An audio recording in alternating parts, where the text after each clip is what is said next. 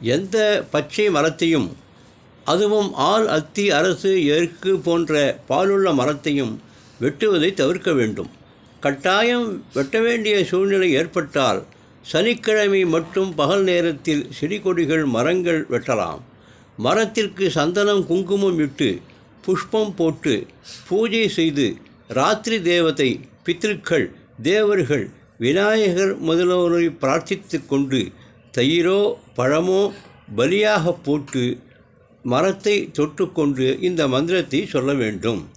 அர்ச்சார்த்த முமுகஸ்யத்வம் தேவஸ்ய பரிகல்பிதா நமஸ்தே விருக்ஷா பூஜேயும் விதிவத் சம்பிரகிருஹ்யதாம் யானீக பூதானி வசந்தி தானி பாலம் கிரஹீத்வா விதிவத் பிரயுக்தம் அந்யத்ர வாசம் பரிகல்பயந்து க்ஷமந்து தான் யத்ர நமோஸ்து தேப்யஹ.